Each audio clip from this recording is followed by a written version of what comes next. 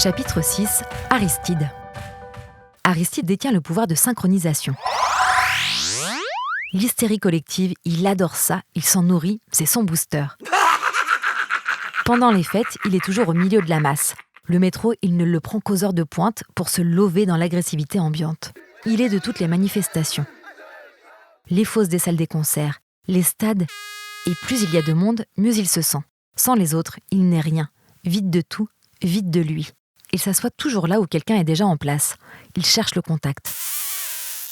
Son obsession fait de lui un expert en ressenti. Il sait tout sur tout le monde, il sait vers qui se diriger pour ressentir quoi.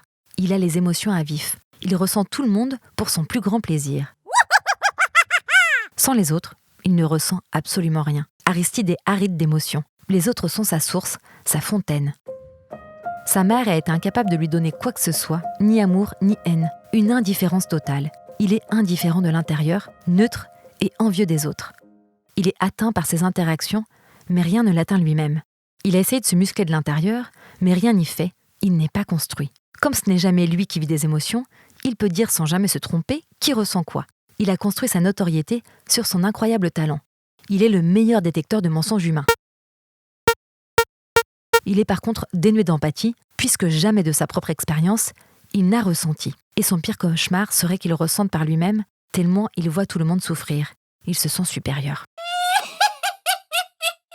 Le concours va être un jeu d'enfant pour lui. Il ne fait aucun doute qu'il le remportera haut la main. Une vie entière d'entraînement.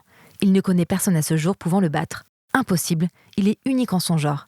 La seule chose qu'il redoute, c'est une épreuve seule, ce qui n'apparaît pas dans les règles.